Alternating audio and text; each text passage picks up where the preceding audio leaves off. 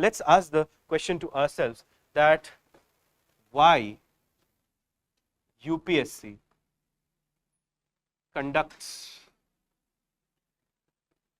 the essay paper. It means let's try to go into the mindset of Union Public Service Commission and try to understand that why UPSC is conducting the essay paper. What is the need of conducting the essay paper? First thing is that UPSC wants to check certain things in a particular candidate, and that's why essay paper becomes the tool to check those things.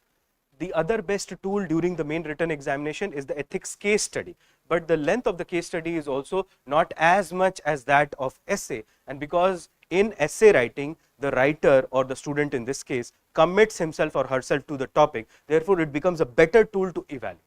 The first thing that UPSC tries to check is that whether the candidate has the ability to comprehend and analyze the topic.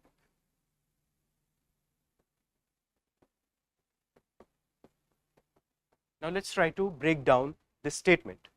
Ability to comprehend. Comprehend means कि आपके पास इतनी ability है क्या कि आप समझ सको क्या पूछा गया है आपसे.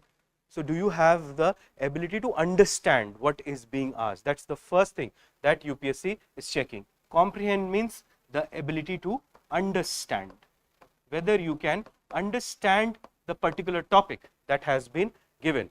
Are you misunderstanding the topic or you are actually understanding the topic? That's the first thing that UPSC checks. Second is whether you have the ability to analyze the topic. Analysis of the topic means that whether you can break the topic into subtopics.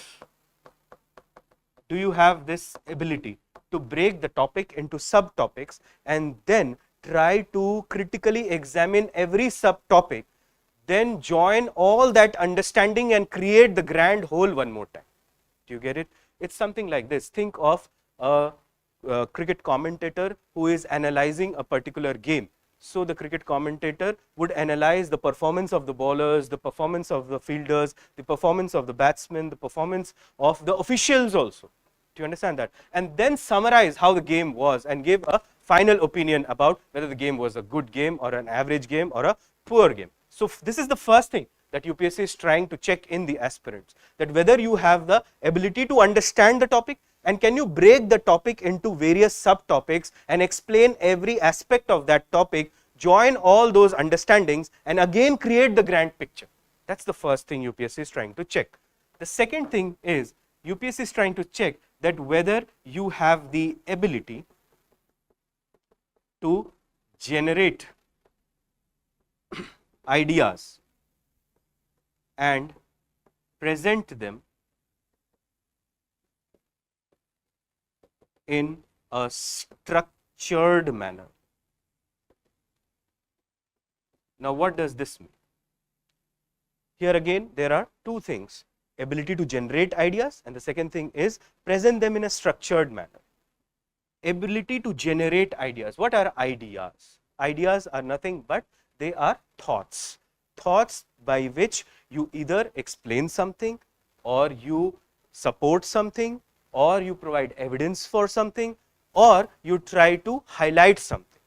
So whether you have the ability to generate ideas, mostly what happens when you are writing your GS paper, you are borrowing ideas from the books, from the material sources, from newspapers, from scholars, etc. You are borrowing ideas. So these are mostly borrowed ideas. In essay paper, borrowed ideas will give you some weightage, some currency, but it will not give you extraordinary return. The ROI grows, it means the return on investment grows when you can generate novel ideas. Novel ideas means ideas of your own.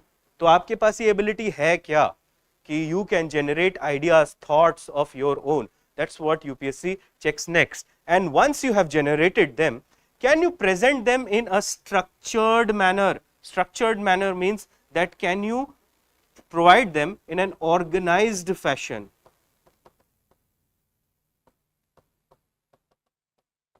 Like say for example, think of a simple topic like women empowerment. So women empowerment, when we talk about women empowerment, we generally mean about socio-economic empowerment of women.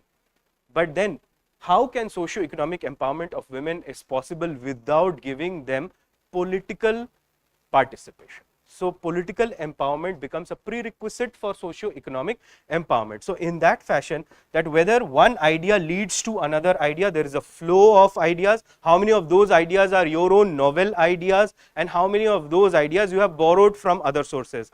So whatever the idea set is with you, can you arrange it properly in a structured fashion, or you just throw ideas here and there and then you drop the idea, suddenly you pick one more idea, drop it midway, you pick idea, develop it halfway and then drop it again, you borrow some idea which you have not introduced anywhere in the essay, and suddenly you close the essay by that idea. So it's a kind of a khichdi of ideas, and in that case you are not going to convey your message properly.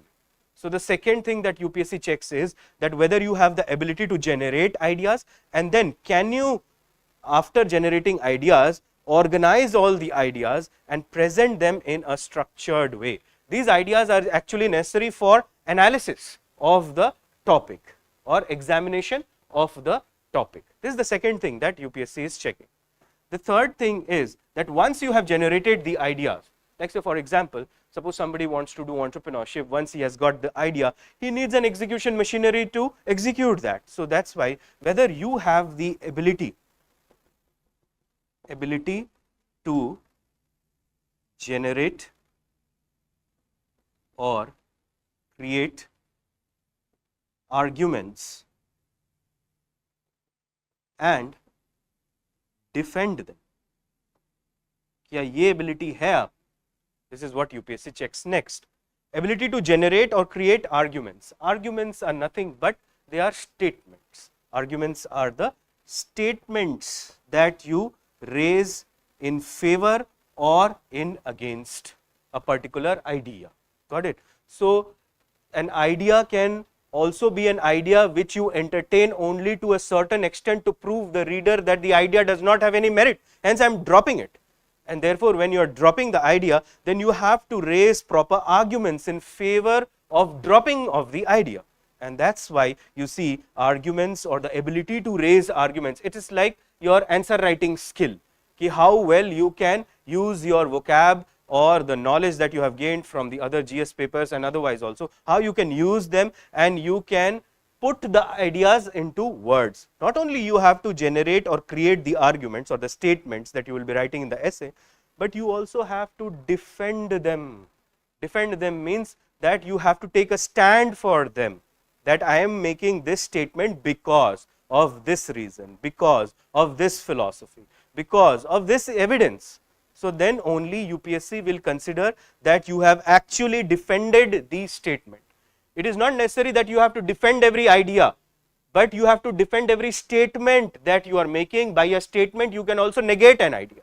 Do you understand that? So whether you are raising statements in favor or in against, कुछ भी हो चाहे, दोनों case में आपको अपने statements को defend करना आना चाहिए. That's what UPSC checks next.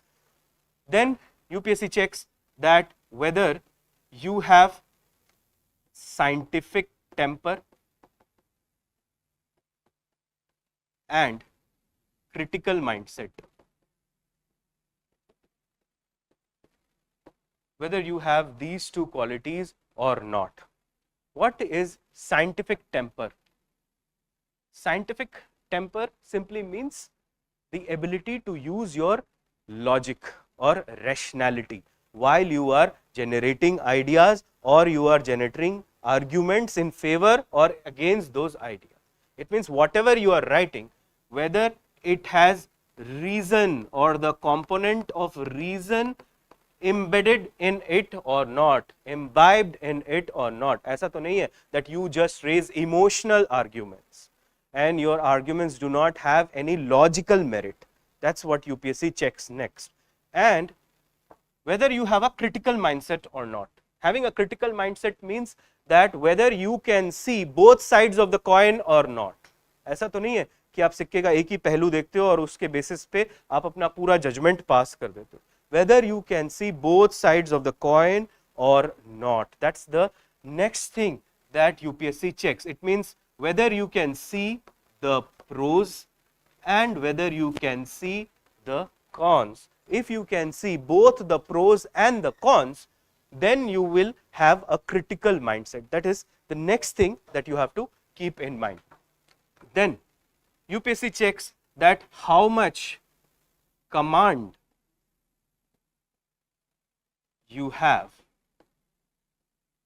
over the topic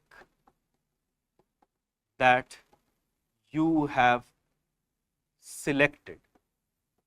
Now, do not get confused between this demand by UPSC with this demand of UPSC. The first demand of UPSC is whether you can understand the topic or not. ऐसा तो नहीं है कि आप समझ नहीं पा रहे हो टॉपिक क्या, और यहाँ पर UPSC चेक कर रही है that once you have understood how much command you have over the topic.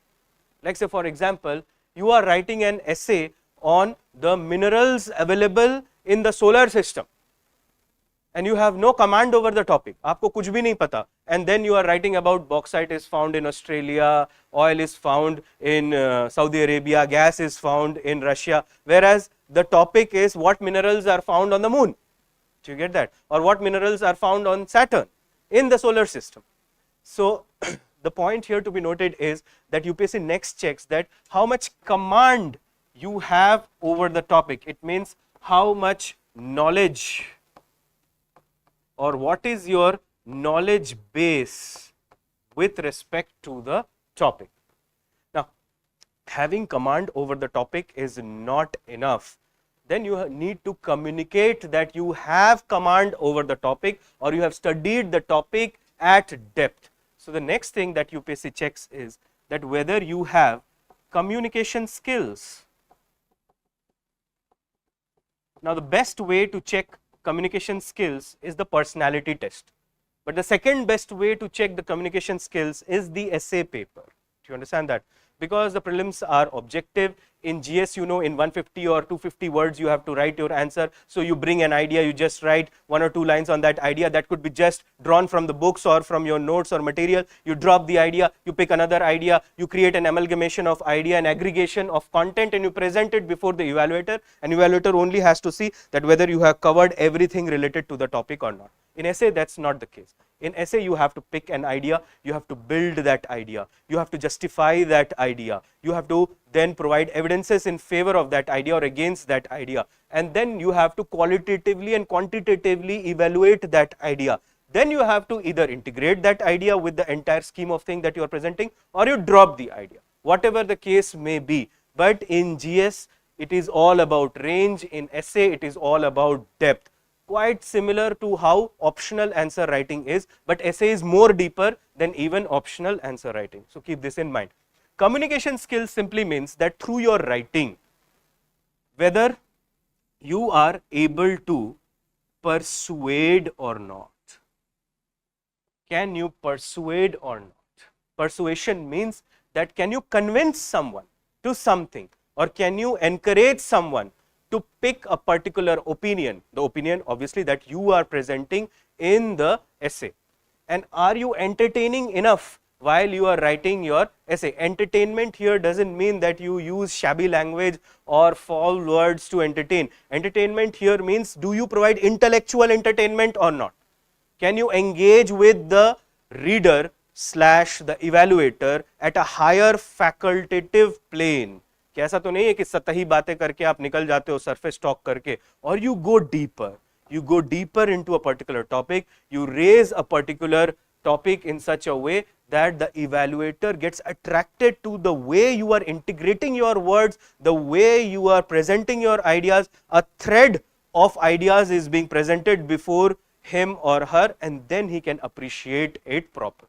So whether you have this persuasion skill or not, can you persuade the evaluator with your writing? A lot of marks are allotted to this section of essay writing. In fact, the conclusion is that portion of essay writing where you have to do the persuasion, because you have been presenting something, and in the conclusion you have to take a certain line of thought. And finally, you see that UPSC, apart from doing all these things, it also checks your approach in life? How is your approach in life? Are you unidimensional? Unidimensional मतलब आप एक ही direction में या एक ही area को लेकर obsessed हो जाते हो. Like say for example, if the topic goes something like this, that if Indian economy wants to flourish, then India must undertake big picture reforms. For you, big picture reforms are only say infrastructural reforms, and you are not considering institutional reforms or societal reforms or legal reforms. You are only considering about infrastructural reforms. Then your thought process is unidirectional. You are not thinking in multi-dimensional way. So that's why your approach in life, मतलब आप एक ही आयाम को लेकर आगे चलते हो या आप बहुत सारे आयामों को देख सकते हो. How many dimensions you can explore? So that's the demand of the essay paper. Why UPSC conducts the essay paper? Because it wants to check all these things, whether you have the ability to comprehend and analyze the topic, whether you have the ability to generate ideas and present them in a structured manner, whether you have the ability to generate or create arguments and defend them, whether you have the scientific temper and critical mindset, whether you have command over the topic that you have selected. Do you have the communication skills through which you can persuade the reader and the evaluator? And what is your approach in life? Whether it's unidirectional or it's multi-dimensional.